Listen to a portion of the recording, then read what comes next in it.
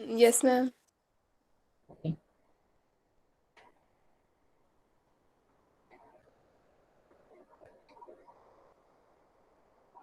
ठीक है, तो चलिए हम लोग जो है अपनी क्लास जो है स्टार्ट करते हैं। इससे जो प्रीवियस क्लास हुई थी उसमें हम पढ़ रहे थे some basic concepts of population geography, और मैंने आपको उस दिन पढ़ाया था about factors affecting population distribution in the world, जिसमें हमने ज्योग्राफिकल फैक्टर्स पढ़े थे, इकोनॉमिक फैक्टर्स पढ़े थे, and then social and cultural factors को जो है हमने डीपली स्टडी किया था। उसके बाद जो है हम हमने स्टार्ट किया था some basic concepts of population geography. जो हमारी पॉपुलेशन ज्योग्राफी है, जनसंख्या भूगोल है, उसके कुछ इंपॉर्टेंट जो कॉन्सेप्ट्स हैं जो हम पॉपुलेशन को लेके पढ़ते हैं, उसके बारे में हमने जो है स्टडी करना शुरू किया था। उसमें फर्स्ट जो मैंने आपको बताया था वो है ग्रोथ ऑफ पॉपुलेशन, जो मैं ऑलरेडी आपको बता चुकी हूँ। ग्रोथ ऑफ पॉपुलेशन जिसमें मैंने आपको 2000 जो है आपका 11 एंड जो 21 सेंसस है उसको कंपेयर करके बताया था, या 2001 एंड 11 का जो सेंसस है उन दोनों टाइम पीरियड को कैलकुलेट किया था। जैसे अगर आप इसका डेफिनेशन देखेंगे, ग्रोथ ऑफ पॉपुलेशन मतलब जनसंख्या वृद्धि। जो है हम कोई भी कंट्री जो होती है अपनी पॉपुलेशन को मेजर करती है अकॉर्डिंग टू टाइम, कि हमारी जनसंख्या में बढ़ोतरी हुई है, इंक्रीज हुई है, हमारी जनसंख्या या कम हुई है। ठीक है, तो जब भी हम पॉपुलेशन ग्रोथ जो है जनसंख्या वृद्धि को मेजर करते हैं, कैलकुलेट करते हैं, तो हम दो पीरियड ऑफ टाइम लेते हैं जो मैं ऑलरेडी आपको बता चुकी हूँ। मान लो A period and B period. अब इन दोनों टाइम इंटरवल में जो है कितना हमारी जनसंख्या में बदलाव आया है, उसी को हम कहते हैं population growth. Change of population, change means बदलाव। ठीक है, so change of population in particular area, कोई एक क्षेत्र है, पर्टिकुलर एरिया है, वो एक देश हो सकता है, एक स्टेट हो सकता है ना। तो एक पर्टिकुलर एरिया में जब जनसंख्या में जब बदलाव आता है दो समय अंतरालों के बीच में, उसको हम कहते हैं ग्रोथ ऑफ पॉपुलेशन। दो समय के अंतराल होना जरूरी है, क्योंकि हम एक स्टार्टिंग पॉइंट और एक जो एंड पॉइंट है दोनों में ही हम जनसंख्या को कैलकुलेट कर सकते हैं। और ये टाइम पीरियड जो है वो थोड़ा सा लंबा होना चाहिए, तभी हमें पॉपुलेशन ग्रोथ का बेहतर आइडिया मिलता है। अगर आप कम टाइम इंटरवल लेके चलेंगे, अगर आप हर एक एक साल पे पॉपुलेशन सेंसस कराएंगे या 6 मंथ पे पॉपुलेशन को आप काउंट करेंगे, तो पहली बात ये आपका बहुत ही और बहुत ही मतलब टाइम टेकिंग टास्क होता है, बहुत ही कॉम्प्लिकेटेड टास्क होता है कि आप जनसंख्या को काउंट करें, बिलियंस ऑफ पॉपुलेशन को काउंट करें। अगर हम इंडिया की बात करें, सिर्फ वैसे तो हर कंट्री अपना पॉपुलेशन सेंसस कराता है, but if you talk about India, India has one more than billion of population. So it is not possible to count each and every population after every 6 months or 1 year. So that's why we take into account a long duration of time, and it is 10 years. क्योंकि 10 years में जो है we can very aptly know about the change in the population of India. So basically क्या है कि हमने जैसे 2011 का सेंसस हमारे देश में इससे पहली बार हुआ था, और इस साल जो है मैंने आपको बताया हमारा सेंसस होना था 2021 में, but because of the circumstances it is not going to happen this year. But अगर होता तो हमें इन 10 ईयर्स में जो है अच्छी खासी एक टाइम पीरियड हो चुका था जब हमें अपनी जनसंख्या में बदलाव के बारे में पता चल जाता कि पॉजिटिव हुआ है या निगेटिव हुआ है। वैसे इंडिया में आपको तो पता ही कि पॉजिटिव में ही जाएगा, लेकिन there are certain countries like Iceland, Greenland और योर नॉर्वे, स्वीडन, वहाँ पे European countries, some European countries जहाँ पे पॉपुलेशन माइनस में भी चली जाती है। So for example, if we deduct the population of India 2001 102.70 crore from population of 2011 121.02 crore, then we shall get the growth of population 18.15 crore. इसमें ये दिया हुआ है कि इंडिया की जनसंख्या 2001 में कितनी, आप ये एग्जांपल आप लिख सकते हो अपने एग्जामिनेशन में। ठीक है, एक कॉमन आंसर में और एक डिफरेंट आंसर में यही फर्क होता है कि आप अपने फैक्चुअल जो है फैक्ट्स भी आप you can provide fact in your answers also. Like 2001 census population of India was 102.70 crore, and when census was held in 2011 it increased to 121.02 crores. It means then if we subtract 102 from 121 we will get 18.15 crore का difference हमें पता चल रहा है, और ये plus में है। इट मींस हमारे देश में इन 10 इयर्स में 2001 से 2011 में हमारी जो पॉपुलेशन में क्या बदलाव आया है कि वो ऐड हो गई है, हमारी जनसंख्या इंक्रीज हो गई है। और कितना इंक्रीमेंट हुआ है, प्लस 18.15 करोड़ का, मतलब 18 करोड़ जो है पॉपुलेशन हमारे देश में इंक्रीज हो गई है इन 10 सालों में। तो ये आपने दो टाइम पीरियड को ही लेकर आप पर्टिकुलर एरिया में पॉपुलेशन ग्रोथ को निकाल सकते हो, और इट कैन बी पॉजिटिव और निगेटिव, बट निगेटिव बहुत ही कम होता है। In most of the countries it is going to be positive only. Then second concept is आपको आई होप कि आपको समझ में आ चुका होगा पॉपुलेशन ग्रोथ क्या होता है। उसमें कुछ चीजों को आपको, क्योंकि मैं इसलिए बता रही हूँ कि ये बहुत बार पूछा जाता है। एक तो वर्ड आपको याद रखना है चेंज, ठीक है। देन पर्टिकुलर एरिया, अब चेंज किस में हो रहा है? पॉपुलेशन में। कहाँ हो रहा है? पर्टिकुलर एरिया में हो रहा है। और किसके बीच में हो रहा है? 2 पॉइंट्स ऑफ टाइम के बीच में। 2 पॉइंट्स ऑफ टाइम जो है बहुत बच्चे भूल जाते हैं लिखना, लेकिन between 2 points of time is known as growth of population. अब ग्रोथ जो निकालते हो, वृद्धि जो निकालते हो, वो 2 अंतरालों के बीच में ही निकालते हो, है ना। तो ये, और देन आपको ये जो है, you have to write this example so that your answer can become better.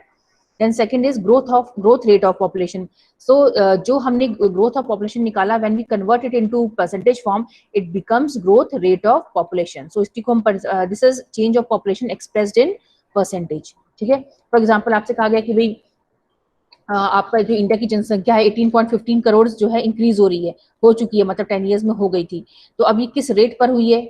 तो वो जो कितनी परसेंटेज में हुई है ना, तो उसी को हम कहेंगे ग्रोथ रेट ऑफ पॉपुलेशन। कि ग्रोथ रेट मतलब जैसे मैंने आपको बता दिया कि हमारी जनसंख्या जो है इन 10 ईयर्स में इस रेट पर इंक्रीज हुई है, मान लो 2.5% के रेट पे या 1.6% के रेट पर, तो वो हर एक साल का लेके कैलकुलेट करके वो परसेंटेज फॉर्म में निकाला जाता है। देन नेक्स्ट है आपका नेचुरल ग्रोथ ऑफ पॉपुलेशन। अब प्राकृतिक जनसंख्या वृद्धि जो है और एक होता है आपका एक्चुअल ग्रोथ, इन दोनों में अंतर होता है, ठीक है। दोनों को आप याद रखेंगे, एक है नेचुरल ग्रोथ, एक है आपका एक्चुअल ग्रोथ। अब इन दोनों में डिफरेंस क्या होता है ये मैं आपको बताती हूँ। नेचुरल मतलब प्राकृतिक, ठीक है। अब प्रकृति के अकॉर्डिंग हमारे पृथ्वी पे क्या होता है? 2 ही चीजें होती हैं, बर्थ एंड डेथ, ठीक है। कि जितने लोग पैदा हुए उसमें से जितने लोग मर गए उसको माइनस कर दो, तो नेचुरल ग्रोथ ऑफ पॉपुलेशन पता चल जाएगा, ठीक है। तो this is the population increase by difference between birth and death in a particular region between 2 points of time, ठीक है। अब हमने क्या किया, 10 सालों में क्या किया, हमने देखा कि हमारे देश में जो है कितने लोग पैदा हुए हैं, वो माइनस कर दो कितने लोग मरे, तो हमें पता चल जाएगा कि हमारे देश में इतनी जनसंख्या जो है इतनी जनसंख्या बढ़ी है या घटी है। तो ये लेकिन क्या हो गया, नेचुरल हो गया। लेकिन बर्थ और डेथ के साथ साथ एक थर्ड फैक्टर भी काम करता है और वो है माइग्रेशन, ठीक है। हमारे देश को छोड़कर हमारी किसी भी देश की अगर हम बात करें वर्ल्ड में, तो लोग माइग्रेट करते हैं, ठीक है। विद इन अ कंट्री भी माइग्रेट करते हैं, और एक कंट्री को छोड़कर दूसरी कंट्री में भी माइग्रेट करते हैं, और फिर दूसरे लोग हमारे देश में भी आते हैं। तो ये जो माइग्रेशन होता है वो थर्ड फैक्टर होता है। तो अगर हम इंडिया का सेंसस मान लो कर रहे हैं 10 ईयर्स में, और हमने क्या किया, सिर्फ ये देख लिया कि भाई इतने लोग पैदा हुए इन 10 सालों में, इतने लोग मरे हैं, इनको माइनस करके निकाल दो, तो हमें पता चल जाएगा कि हमारा जो ग्रोथ ऑफ पॉपुलेशन कितना रहा है, कितना जनसंख्या में बदलाव आया है, ठीक है। लेकिन हमें एक डेटा तो मिल जाएगा, लेकिन हमारे बहुत सारे ऐसे लोग छूट जाएंगे वो जो कि माइग्रेट कर गए, क्योंकि उन 10 ईयर्स में ऐसे बहुत लोग होंगे जो हमारे देश को छोड़कर कहीं और चले गए होंगे, और ऐसे बहुत लोग होंगे जो दूसरे देशों से हमारी कंट्री में माइग्रेट करके चले आए होंगे। तो उनका अगर हमारे पास डेटा नहीं रहेगा, तब तो आपकी ग्रोथ ऑफ पॉपुलेशन निकालना आपका बेकार ही है, तो आपको करेक्ट इन्फॉर्मेशन नहीं मिल पाएगी, ठीक है। इसीलिए जब हम नेचुरल ग्रोथ निकालते हैं, वैसे जो कंट्री होती है वो नेचुरल ग्रोथ भी निकालती है कि सिर्फ हमारे लोगों में क्या बदलाव आया है, ठीक है। तो उस केस में जब हम नेचुरल ग्रोथ करते हैं, प्राकृतिक रूप से जब हम ग्रोथ निकालते हैं, जनसंख्या वृद्धि निकालते हैं, तो in that case we take into account birth minus death. This is the population increased by difference between birth and death in a particular region between 2 points of time। अगर एग्जाम में आता है तो आपको पूरा डेफिनेशन लिखना पड़ेगा, and then आप बर्थ माइनस डेथ लिखो। कुछ बच्चे क्या करते हैं, सिर्फ बर्थ माइनस डेथ लिख के उनका काम खत्म हो जाता है। ऐसा नहीं करना, आपको पूरा लिखना है कि it is the population increased by difference between birth and death in a particular region between 2 points of time, and then you will write the formula birth minus death. Then जब हम एक्चुअल निकालते हैं, जो सही मायने में होता है, जो वास्तविक जो आपका जनसंख्या वृद्धि है, उस केस में हम क्या करते हैं, बर्थ माइनस डेथ तो रहता ही है, ठीक है, प्लस हम क्या करते हैं, इन माइग्रेशन माइनस आउट माइग्रेशन कर देते हैं। इन माइग्रेशन मतलब इन माइग्रेशन माइनस आउट माइग्रेशन, तो ये पूरा फॉर्मूला लगाते हैं, ठीक है। तो हमें तब रियल एक पता चलता है कि हमारे देश में जनसंख्या वृद्धि कितनी हुई है। इन माइग्रेशन मतलब कि आपके देश में कितने लोग आए, ठीक है, और आउट माइग्रेशन मतलब कि जितने लोग आपके देश से बाहर चले गए। तो जो वो निकलेगा और जो इसका आएगा उसको प्लस कर देंगे, तो हमें इंडिया की रियल पॉपुलेशन या किसी भी देश की जो है पॉपुलेशन मिल जाएगी, ठीक है। अब मैं आपको इसका इंडिया का एग्जांपल देके बताती हूँ। फॉर एग्जांपल अगर हमें इंडिया की actual growth of population calculate करनी है, तो हम क्या करते हैं, 10 ईयर्स में पहले तो हम एक तरफ निकाल लेते हैं कि बर्थ माइनस डेथ कितना है, मतलब कितना लोग पैदा हुए कितने लोग मर गए, तो उसका जो आता है उसको हम एक तरफ लिख लेते हैं, ठीक है। फिर उसको हम प्लस करते हैं कि इंडिया में इन 10 सालों में कितने लोग अंदर आए हैं, इन माइग्रेशन हुआ है, और उसमें से माइनस कर देते हैं जितने लोग हमारे देश को छोड़कर चले गए हैं, कहीं बाहर सेटल हो गए। तो जो उसका आता है उसको हम यहाँ लिख देते हैं और फिर उसको हम जो है प्लस करके हमारा आंसर आ जाता है। तो ये होता है हमारा एक्चुअल ग्रोथ ऑफ पॉपुलेशन। तो डिफरेंस यही है आपका, जो natural growth rate of population है, उस नेचुरल ग्रोथ ऑफ पॉपुलेशन है उसमें हम बर्थ एंड डेथ लेते हैं, और जो हमारा एक्चुअल ग्रोथ ऑफ पॉपुलेशन है उसमें हम माइग्रेशन को भी ऐड कर लेते हैं। ठीक है, तो ये फॉर्मूला जो है एक्चुअल ग्रोथ ऑफ पॉपुलेशन में, इसको बहुत अच्छे से लर्न कर लीजिएगा, बहुत आसान भी है वैसे। बर्थ माइनस डेथ प्लस इन migration minus out migration. Next हमारा पॉजिटिव ग्रोथ ऑफ पॉपुलेशन। ठीक है, positive growth of population. Now positive growth of population means this happens when the birth rate, अब पॉजिटिव से मतलब क्या हो रहा होगा कि जनसंख्या क्या हुआ है यहाँ पे, बढ़ी है। ठीक है, positive growth of population, this happens when the birth rate is more than death rate. बहुत ही आसान है, जब बर्थ रेट हाई होता है एंड डेथ रेट कम होता है, उस केस में क्या होता है, आपका पॉपुलेशन ग्रोथ कैसा होगा, हमेशा पॉजिटिव होगा। ऑब्वियसली बात है कि पैदा ज्यादा हो रहे हैं और मर कम रहे हैं, बिटवीन 2 पॉइंट्स ऑफ टाइम, इसको जरूर लिखना, बिटवीन 2 पॉइंट्स ऑफ टाइम।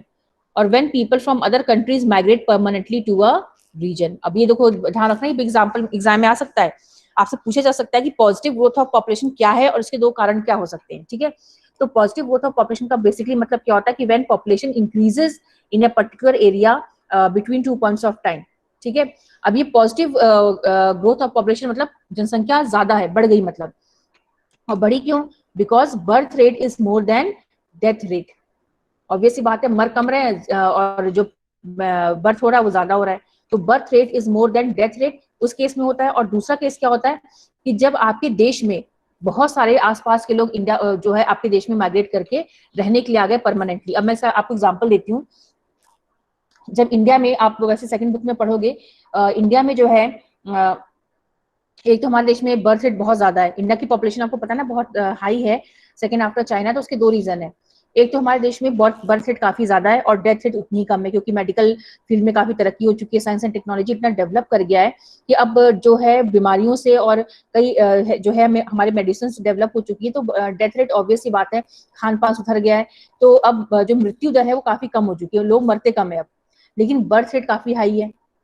तो इसका नतीजा क्या है कि हम इंडिया की जो पॉपुलेशन है वो तेजी से इंक्रीज हो रही है। दूसरा रीजन क्या है कि 1980 के टाइम में, 1980 के दशक में क्या हुआ था, इंडिया में काफी ज्यादा माइग्रेशन हुआ था। मतलब समझ लो कि 1 लाख से ज्यादा तो बांग्लादेशी हमारे देश में चले आए थे, अफगानिस्तानी, पाकिस्तानी, जो हमारे नेबरिंग कंट्रीज है वहां से लार्ज स्केल माइग्रेशन हुआ था 1980 के टाइम में। और वही टाइम था जब हमारी जनसंख्या में हमें प्रॉब्लम नजर आई। उससे पहले हम जनसंख्या को प्रॉब्लम नहीं मानते थे, लेकिन 1980 के टाइम के बाद से ही जो हमारी जनसंख्या थी वो हमारे लिए अब एक लाइबिलिटी बन गई, एक बोझ बन गई, हमें प्रॉब्लम नजर आने लगी कि जनसंख्या। तब हमने ये सब फैमिली प्लानिंग और ये सब ग्लोरीफाई करना स्टार्ट किया कि भाई दो हम दो हमारे दो, क्योंकि हमारी जनसंख्या पॉपुलेशन एक्सप्लोजन का टाइम कहा जाता है उसको, जनसंख्या विस्फोट, मतलब बहुत तेजी से भारत की जनसंख्या बढ़ी थी। और उसका रीजन सिर्फ बर्थ रेट ही नहीं था, बर्थ रेट तो था ही हाई और डेथ रेट कम हो चुका था, लेकिन उसके साथ साथ हमारे देश में काफी ज्यादा इन माइग्रेशन हुआ था from our neighbouring countries, especially from Bangladesh, जिससे हमारी जनसंख्या बहुत तेजी से इंक्रीज हुई है। So positive growth of population simply means when population increases between 2 points of time, either due to high birth rate and low death rate, or the other reason can be large scale in migration into your country permanently from a region. Permanently लोग आपके देश में आके settle हो गए, तो उन दो केसों में आपका पॉजिटिव ग्रोथ ऑफ पॉपुलेशन होता है। Next is on negative growth of population. Negative growth of population का मतलब होता है if the population decreases between 2 points of time is known as negative growth of population. वो उसका अपोजिट हो गया कि when in an area the population decreases between 2 points of time is known as negative growth of population. अब ऐसा होता क्यों है वो भी देखते हैं।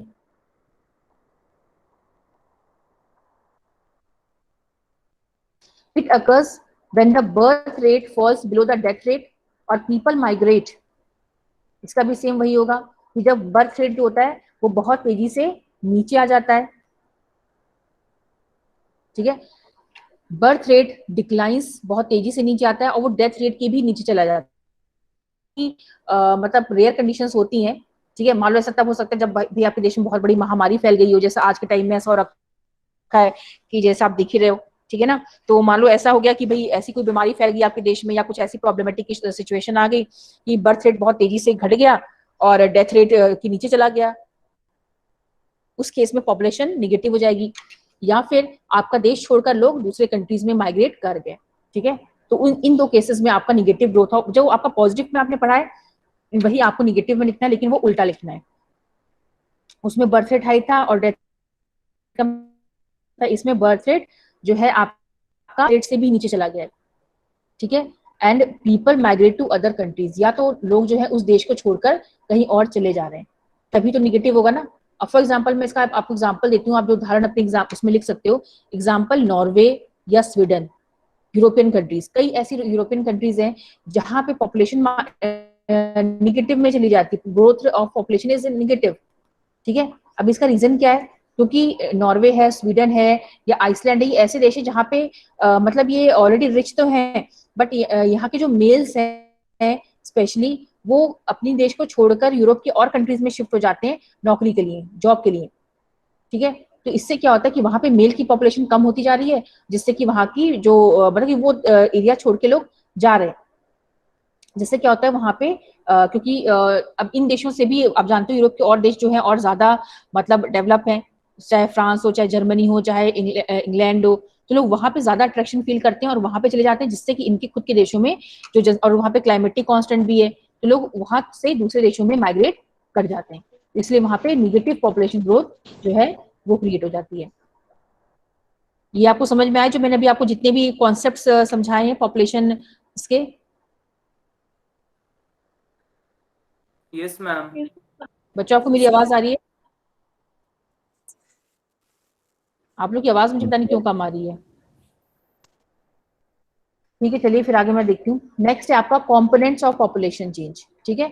पॉपुलेशन चेंज जो है जनसंख्या बदलाव, ठीक है, इसके कुछ घटक होते हैं। घटक हिंदी में कहते हैं घटक या आपके कंपोनेंट्स, हिंदी में कहते हैं घटक और इंग्लिश में कहते हैं कंपोनेंट्स। तो जो पॉपुलेशन बदलाव है, जनसंख्या बदलाव के जो इंपॉर्टेंट घटक हैं, जो मतलब पॉपुलेशन चेंज, जे एक देश में पॉपुलेशन जो बदलती है उसमें बदलाव आता है, उसको वो इन्फ्लुएंस करते हैं। जब मैंने आपको पॉपुलेशन ग्रोथ पढ़ाया है अभी, नेचुरल या एक्चुअल, तो उसमें हमने 3 चीजें ली है, बर्थ रेट, डेथ रेट और आपका माइग्रेशन, ठीक है ना, उन्हीं को हमने एक्सप्लेन किया है। तो इसीलिए जो हमारे कॉम्पोनेंट्स हैं पॉपुलेशन चेंज के वो क्या होंगे, birth rate, crude birth rate, crude death rate and migration. तो सबसे पहले हम क्रूड बर्थ रेट को देखते हैं। ये जो है आप अच्छे से लर्न कर लेना।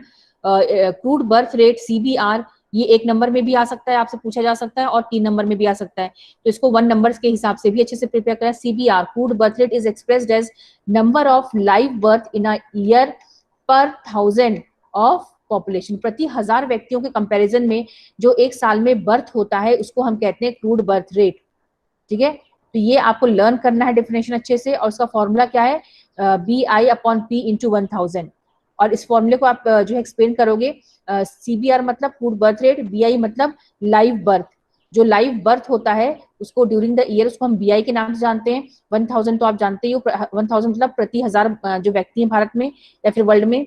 और P मतलब क्या होता है, मिड ईयर पॉपुलेशन, ठीक है। तो ऊपर हम क्या रखते हैं, जितना बर्थ हो रहा है उस साल में, नीचे क्या रखते हैं हम, जो उस साल की मिड ईयर पॉपुलेशन है। मान लो अगस्त में, सितंबर में जितनी पॉपुलेशन है उस देश की, उसको नीचे रखा जाता है और 1000 से उसको इंटू किया जाता है। तो ये फॉर्मूला यूज करके जो है क्रूड बर्थ रेट को निकाला जाता है। तो ये फॉर्मूला आप अच्छे से रख लेना। इसी का अपोजिट आपका डेथ रेट में होगा, CDR, crude death rate. Death rate plays an active role in the population change. Population growth occurs not only by increasing birth rate but also due to decreasing death rate. Crude death rate is a simple method of measuring mortality of any area. Mortality word का मतलब क्या होता है, मृत्यु, ठीक है। Fertility मतलब birth और mortality मतलब death. CDR is expressed in terms of number of death. अब आपको इतना सारा नहीं करना है, आपको यहाँ से लर्न करना है। CDR is expressed in terms of number of death in a particular year per 1000 of population in a particular region. ये वही इसका डेफिनेशन है कि प्रति 1000 पुरुषों की व्यक्तियों की तुलना में जो उस साल कितनी मृत्यु हुई है उसी को हम कहते हैं आपका डेथ रेट। और उसका फॉर्मूला भी वही होगा, जैसे उसका फॉर्मूला था वैसे इसका CDR का भी होगा, D/P इंटू 1000। तो D मतलब क्या होता है, number of death in that year upon P मतलब mid year population and into 1000। तो ये फॉर्मूला आपको अच्छे से लर्न करना है और इस फॉर्मूले को लिखने के बाद आपको एक्सप्लेन भी करना पड़ेगा कि P का मतलब क्या हुआ, D का मतलब क्या हुआ, नहीं तो फिर आपको जिसको भी आप फॉर्मूला लिख दिया तो समझ में नहीं आएगा दूसरे आदमी को फॉर्मूला लिखा क्या आपने। ठीक है, तो ये दोनों आप लर्न कर लेंगे, CBR एंड CDR। CBR मतलब crude birth rate, that is number of live birth during that particular year in a particular area. तो ये आप याद रखिएगा। एंड CDR मतलब the number of death in a particular area पर 1000 population. तो ये आपको दोनों को याद करना है, थोड़ा सा 2-5 मिनट लगा के इनको अच्छे से लर्न कर लीजिएगा। देन माइग्रेशन, आपको पता है माइग्रेशन जो होता है इसका मतलब क्या होता है, the movement of people from one place to another. और माइग्रेशन जो होता है वो टेम्परेरी भी हो सकता है और आपका परमानेंट भी हो सकता है। When people move from one place to another, the place they move from, जिस जगह से वो जाते हैं उसको कहते हैं प्लेस ऑफ ओरिजिन, और जिस जगह वो पहुंचते हैं उसको हम कहते हैं प्लेस ऑफ डेस्टिनेशन। तो माइग्रेशन में दो चीजें आती हैं, प्लेस ऑफ ओरिजिन आता है जहां से मान लो सपोज आप ऋषिकेश से जा रहे हो, आप दिल्ली जा रहे हो जॉब के लिए, तो उस केस में ऋषिकेश क्या होगा आपका प्लेस ऑफ ओरिजिन, क्योंकि आप ऋषिकेश के रहने वाले हो, ऋषिकेश से जा रहे हो। और दिल्ली क्या हो गया आपका डेस्टिनेशन, क्योंकि आपको दिल्ली जाना है, आप माइग्रेट होकर वहां पे रहने जा रहे हो। ठीक है, so in migration there is origin place and destination place. The place of origin shows a decrease in population while the population increases in the place of destination। तो ऑब्वियस सी बात है कि भी आप ऋषिकेश से मान लो, अगर मैं एग्जांपल दूं कि आपको 2 राज्यों का मैं एग्जांपल देती हूँ, ठीक है ना। जैसे कि यहाँ पे मान लो आपका है, जो आप ये आगे भी पढ़ोगे, ये है आपका यूपी मान लो, बिहार मान लो, उड़ीसा मान लो, ये है आपका मुंबई। ठीक है, तो इसमें से अगर मैं आपसे पूछूं कि इसमें से प्लेस ऑफ ओरिजिन मैक्सिमम कौन होगा और डेस्टिनेशन कौन होगा, तो आप बता सकते हैं मैक्सिमम लोग कहां से कहां माइग्रेट करना पसंद करेंगे, मुंबई से यहाँ की यहाँ से? मैम यूपी से मुंबई।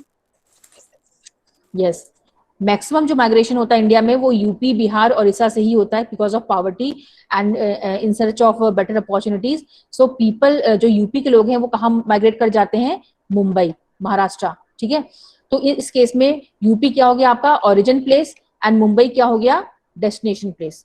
तो ऑब्वियस ही बात है कि यूपी की जो है धीरे धीरे जो यहाँ की यूथ पॉपुलेशन है, वो जो है पढ़ी लिखी जनसंख्या वो यहाँ पे, या लेबर की जनसंख्या वो यहाँ पे कम होती रहेगी, और ये जो है मुंबई की पॉपुलेशन धीरे धीरे इंक्रीज होती रहेगी। तो ऑलरेडी आप जानते हो मुंबई, दिल्ली सब ओवरफ्लो सिटीज हैं, जहाँ पे मतलब अब पैर रखने की भी जगह नहीं, बिकॉज ऑफ माइग्रेशन। यहाँ के खुद के जो लोग हैं वो तो बहुत कमी है, लेकिन यहाँ पे मैक्सिमम इतनी ज्यादा भीड़ क्यों है, क्योंकि लोग यहाँ पे रोजगार की तलाश में आते हैं। देन माइग्रेशन में भी इंटरप्रेटेड, तो इसीलिए जो प्लेस ऑफ ओरिजिन रहता है वहां पे जनसंख्या कम होती जाती है, और जो प्लेस ऑफ डेस्टिनेशन होता है वहां पे भीड़ भाड़ होती रहती है। अब ये नहीं कह सकते कि यूपी में जनसंख्या कम है, कि ऑलरेडी ऐसा नहीं है कि सभी लोग माइग्रेट कर जा रहे हैं, लेकिन तब भी देखा जाए तो मुंबई, दिल्ली, इन सब एरियाज में बहुत ज्यादा पॉपुलेशन है। Migration may be interpreted as a spontaneous effort to achieve a better balance between population and resources। मतलब जो माइग्रेशन होता है वो होता किस लिए, बिकॉज ऑफ रिसोर्सेज। अगर किसी स्टेट में रिसोर्सेज नहीं है तो लोग उसे छोड़कर दूसरे स्टेट चले जाते हैं, भाई अपनी रोटी कमाने के तो सब जाएंगे ही। ये हो गया माइग्रेशन। नाउ माइग्रेशन में भी परमानेंट, टेम्परेरी और सीजनल। तो माइग्रेशन आपका परमानेंट भी हो सकता है जब हम परमानेंटली कहीं जाके सेटल हो जाते हैं, या आपका कुछ समय के लिए भी हो सकता है टेम्परेरी, या फिर आपका सीजनल भी हो सकता है। परमानेंट मतलब आप कहीं जाके परमानेंटली रह गए तो आपको पता ही है वो, उसको माइग्रेशन कहेंगे। टेम्परेरी मतलब जहाँ पे हम कुछ समय के लिए गए, और सीजनल मतलब कि हर सीजन में आपको पता है, जैसे कि मान लो जो किसान होते हैं स्पेशली सीजनल माइग्रेशन होता है, क्योंकि वहां पे क्या होता है कि कुछ सीजन में तो उनको काम मिलता है जब तक वो खेती बाड़ी करते हैं। उसके बाद क्या होता है कि जब उन्हें नहीं मिलता है तब वो शहरों में चले जाते हैं, रिक्शा चलाते हैं, या फिर मतलब लेबर का काम करते हैं। तो ये सीजनल माइग्रेशन हो गया। और इसी में आपका जो है it may takes place from rural to rural areas. Migration भी आपके कई तरह के होते हैं, गांव से गांव, गांव से शहर, शहर से शहर, या फिर शहर से गांव। ये 4 स्ट्रीम्स हैं माइग्रेशन की। So these are 4 streams of migration: rural to rural, rural to urban, urban to urban, and urban to rural. ये सबसे 4 माइग्रेशन के स्ट्रीम्स है, बट इसमें से सबसे अधिक माइग्रेशन मालूम किसका होता है? रूरल टू अर्बन का। ये वाला माइग्रेशन सबसे अधिक होता है भारत में या किसी भी जगह, क्योंकि गांव में आप जानते हो रिसोर्सेज की कमी होती है, जॉब की कमी होती है, तो जो लोग होते हैं वो अर्बन एरियाज में माइग्रेट करते हैं ताकि उन्हें जो है काम मिल सके। देन दो ये कॉन्सेप्ट है, जब हम इंटरनेशनल माइग्रेशन की बात करते हैं तो उसमें इमिग्रेशन आता है और एमिग्रेशन आता है। Migrants who move into a new place are called immigrant. ठीक है, मान लो अगर एक अमेरिकन इंडिया में आ रहा है तो हमारे लिए क्या होगा? इमिग्रेंट होगा। इमी मतलब इनकमिंग, ठीक है, इमी मतलब इनकमिंग और एमी मतलब आउट गोइंग। तो अगर कोई अमेरिकन हमारे इंडिया में आ रहा है तो वो हमारे देश के लिए क्या होगा? इमिग्रेंट होगा। और अगर कोई व्यक्ति हमारे इंडिया को छोड़कर अमेरिका जा रहा है तो हमारे लिए क्या होगा? एमिग्रेंट होगा, because he is living India, he is out going, so that person will be emigrant for us. But जो हमारे लिए एमिग्रेंट है वो अमेरिका के लिए क्या होगा? इमिग्रेंट, क्योंकि वो तो उनके देश में जा रहा है ना। हमारे देश को छोड़कर एक इंडियन अमेरिका जा रहा है तो हमारे लिए वो एमिग्रेंट है। EMI, एमी मतलब आउट, बाहर जा रहा है, move out of a place, तो हमारे लिए वो एमिग्रेंट है। बट वो अमेरिका के लिए क्या होगा? इमिग्रेंट। ठीक है, उसी तरह से जो अमेरिकन हमारे देश में आ रहा है वो हमारे लिए इमिग्रेंट होगा, बट अमेरिका के लिए क्या होगा? एमिग्रेंट। ठीक है, सो बेसिकली इमी मतलब incoming in a particular area और एमी मतलब आउट ग्रोइंग और लीविंग अ पर्टिकुलर एरिया।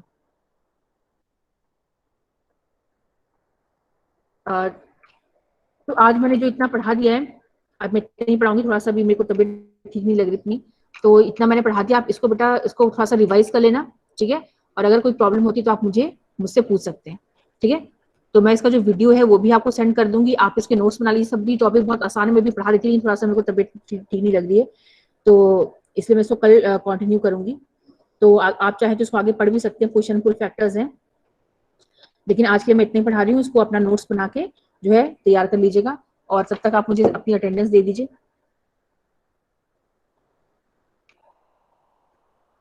बस रिकॉर्डिंग, और आप लोग गूगल क्लासरूम पे जब मैं भेजती हूँ तो आप उसको थोड़ा चेकआउट करके अपना जो है कमेंट वेमेंट दे दिया करो कि भाई मैंने जो